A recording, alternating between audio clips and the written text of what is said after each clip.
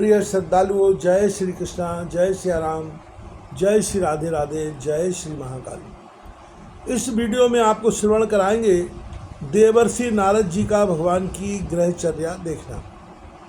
सुखदेव जी कहते हैं, परीक्षित, जब देवर्षि नारद ने सुना कि भगवान श्री कृष्ण ने नरकासुर भौमासुर को मारकर अकेले ही हजारों राजकुमारियों के साथ विवाह कर लिया है, तब उनके मन में भगवान की रहन सहन देखने की बड़ी अभिलाषा हुई।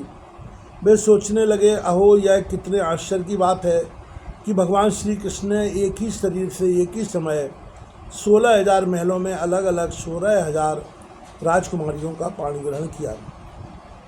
देवर्षि नारद इस उत्सुकता से प्रेरित होकर भगवान की लीला देखने के लिए द्वारका आ पहुँचे। वहाँ के उपवन और उद्यान खिले हुए रंग बिरंगे पुष्पों से लदे वृक्षों से परिपूर्ण थे। उन पर तरह तरह के पक्षी चहक रहे थे और भौरे गुंजार कर रहे थे। निर्मल जल से भरे सरोवरों में नीले, लाल और सफ़ेद रंग के भांति भांति के कमल खिले हुए थे। कुमुद कोई और नवजात कमलों की मानो भीड़ ही लगी हुई थी। उनमें हंस और सारस कलरव कर रहे थे। द्वारकापुरी में स्फटिक मणि और चांदी के 9 लाख महल थे। वे फर्श आदि में जड़ी हुई महामरकट मणि पन्ने की प्रभा से जगमगा रहे थे और उनमें सोने तथा हीरों की बहुत सी सामग्रियाँ शोभायमान हो थीं। उसके राजपथ, बड़ी बड़ी सड़कें, गलियाँ, चौराहे और बाजार बहुत ही सुंदर सुंदर थे। घुड़साल आदि पशुओं के रहने के स्थान, सभा भवन और देव मंदिरों के कारण उसका सौंदर्य और भी चमक उठा था। उसकी सड़कों, चौक, गली और दरवाज़ों पर छिड़काव किया गया था। छोटी छोटी झंडियाँ और बड़े बड़े झंडे जगह जगह फहरा रहे थे, जिनके कारण रास्तों पर धूप नहीं आ पाती।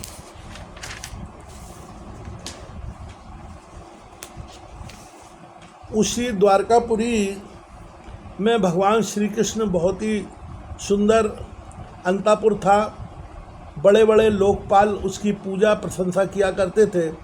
उसका निर्माण करने में विश्वकर्मा ने अपना सारा कला कौशल, सारी कारीगरी लगा दी थी।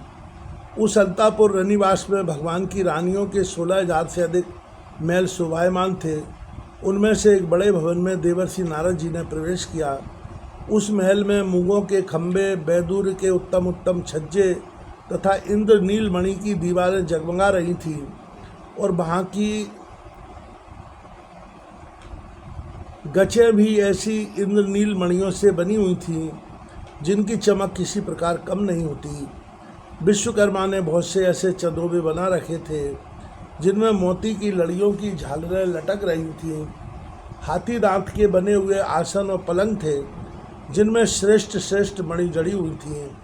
बहुत सी दासियां गले में सोने का हार पहने और सुंदर वस्त्रों से सुसज्जित होकर तथा बहुत से सेवक भी जामा, पगड़ी और सुंदर सुंदर वस्त्र पहने तथा जड़ाऊ कुंडल धारण किए अपने अपने काम में व्यस्त थे और महल की शोभा बढ़ा रहे थे।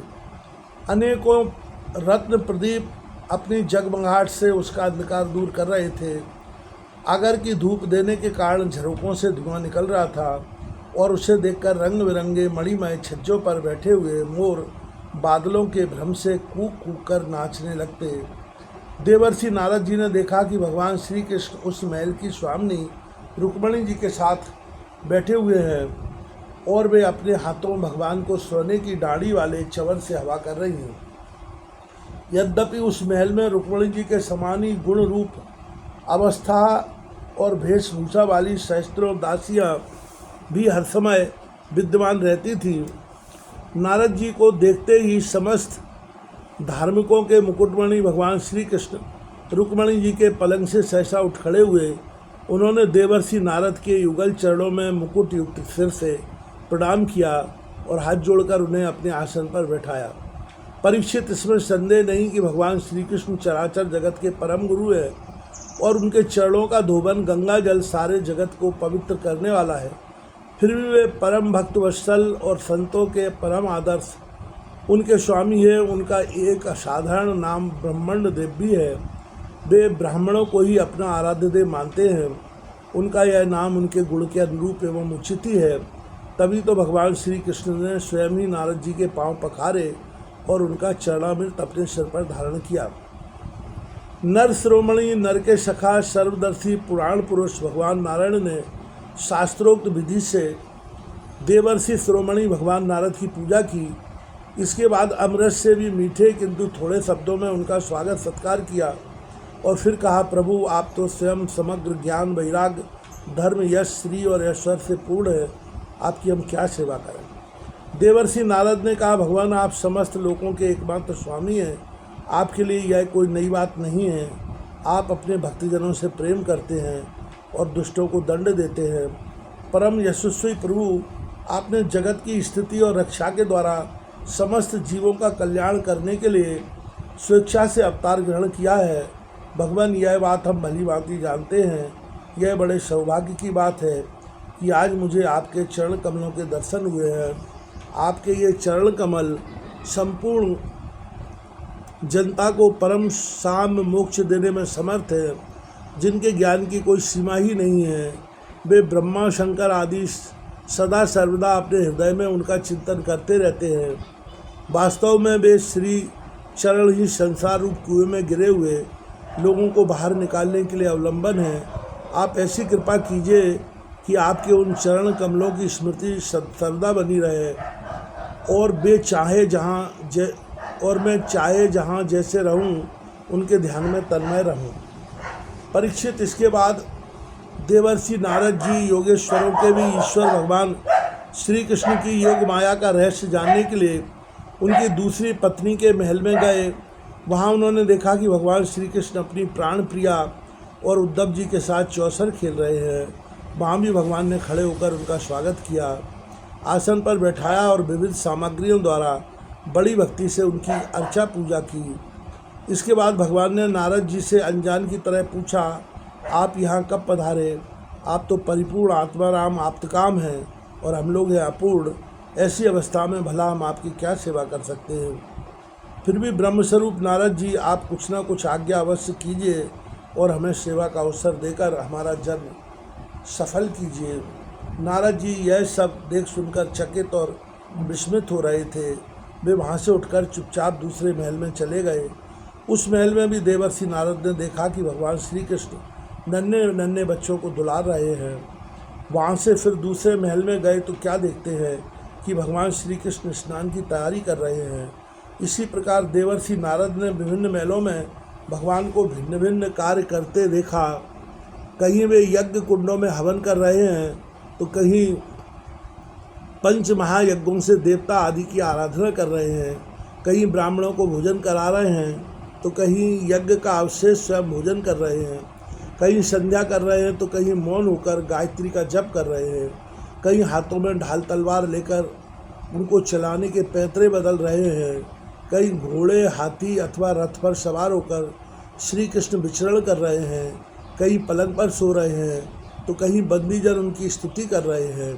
किसी महल में उद्धव आदि मंत्रियों के साथ किसी गंभीर विषय पर परामर्श कर रहे हैं तो कहीं उत्तमोत्तम बारंग नाव से घिरकर जल क्रीड़ा कर रहे हैं, कहीं श्रेष्ठ ब्राह्मणों को वस्त्राभूषण से सुसज्जित गऊओं का दान कर रहे हैं तो कहीं मंगलमय इतिहास पुराणों का श्रवण कर रहे हैं, कहीं किसी पत्नी के महल में अपनी प्राण प्रिया के साथ हास्य विनोद की बातें करके हंस रहे हैं तो कहीं धर्म का सेवन कर रहे हैं, कई अर्थ का सेवन कर रहे हैं, धन संग्रह और धन वृद्धि के कार्य में लगे हुए हैं तो कहीं धर्मानुकूल ग्रस्तोचित विषयों का उपभोग कर रहे हैं, कहीं एकांत में बैठकर प्रकृति से अतीत पुराण पुरुष का ध्यान कर रहे हैं तो कहीं गुरुजनों को इच्छित भोग सामग्री समर्पित करके उनकी सेवा शुश्रूषा कर रहे हैं। देवर्षि नारद ने देखा कि भगवान श्री कृष्ण किसी के साथ युद्ध की बात कर रहे हैं तो किसी के साथ संधि की, कहीं भगवान बलराम जी के साथ बैठकर सत्पुरुषों के कल्याण के बारे में विचार कर रहे हैं,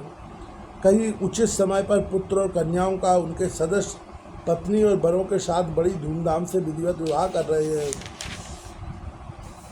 कहीं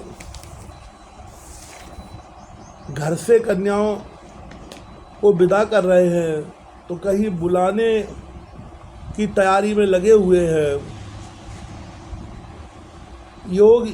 योगेश्वर भगवान श्री कृष्ण के इन विराट उत्सवों को देखकर सभी लोग विस्मित चकित हो जाते हैं।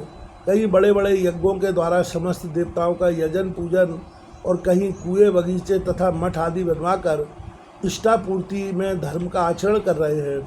कई श्रेष्ठ यादवों से घिरे हुए सिंधु देशीय घोड़े पर चढ़कर मृर्या कर रहे हैं और उसमें यज्ञ के लिए मेद पशुओं का ही वध कर रहे हैं, और कहीं प्रजा में तथा अंतापुर के महलों में वेश बदलकर छिपे रूप से सबका अभिप्राय जानने के लिए विचरण कर रहे हैं। क्यों ना हो भगवान योगेश्वर जो है। परीक्षित, इस प्रकार मनुष्य की सी लीला करते हुए ऋषिकेश भगवान श्री कृष्ण की योग माया का वैभव देखकर देवर्षि नारद जी ने मुस्कुराते हुए उनसे कहा, योगेश्वर आत्मदेव, आपकी योग माया ब्रह्मा जी आदि बड़े बड़े मायावियों के लिए भी अगम्य है, परंतु हम आपकी योग माया का रहस्य जानते हैं, क्योंकि आपके चरण कमलों की सेवा करने से वह स्वयं ही हमारे सामने प्रकट हो गई है। देवताओं को भी आराध्य देव भगवान 14 भुवन आपके स्वयं से परिपूर्ण हो रहे हैं। अब मुझे आज्ञा दीजिए कि मैं आपकी त्रिभुवन पावनी लीला का गान करता हुआ उन लोकों में विचरण करूं। भगवान श्री कृष्ण ने कहा, देवर्षि नारद जी, मैं ही धर्म का उपदेशक, पालन करने वाला और उसका अनुष्ठान करने वालों का अनुमोदन करता भी हूँ। इसलिए संसार को धर्म की शिक्षा देने के उद्देश्य से ही मैं इस प्रकार धर्म का आचरण करता हूँ। मेरे प्यारे पुत्र, तुम मेरी यह योग माया देखकर मोहित मत होना। सुखदेव जी कहते हैं, इस प्रकार भगवान श्री कृष्ण गृहस्थों को पवित्र करने वाले श्रेष्ठ धर्मों का आचरण कर रहे हैं। यद्यपि वे एक ही है, फिर भी देवर्षि नारद जी ने उनको उनकी प्रत्येक पत्नी के महल में अलग अलग देखा। भगवान श्री कृष्ण की शक्ति अनंत है। उनकी योग माया का परम ऐश्वर्य बार बार देखकर देवर्षि नारद के विस्मय और कौतूहल की सीमा न रही।